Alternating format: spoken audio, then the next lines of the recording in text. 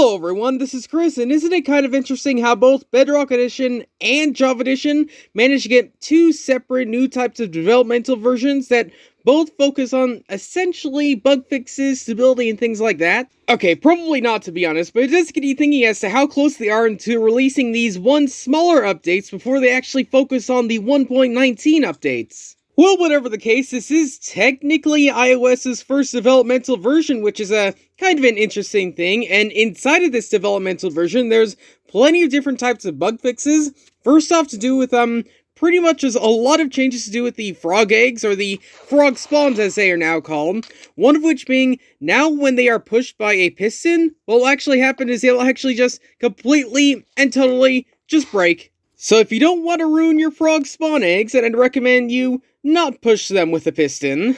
Nor should you try removing the water, which will also inevitably break these little eggs. But something that you can do now as of this one beta is basically put them on top of waterlogged blocks and things like that. So in the case that you want to have maybe, I don't know, decoration on top of, I don't know, upward stairs or something like that, then you can totally and feasibly do that. You could probably also even do it with weird things such as fences or something like that if you want some odder commodities in terms of your decorations. Now there's actually a cooldown for when you use the gold horn, so when we, use it, you can see there is a small little cooldown, and by the time it actually does finish, it's essentially ready to use it again, which, does make sense, but it's also kind of neat seeing something that we're not expecting to be, necessarily too updated for 1.19, still getting some changes here and there.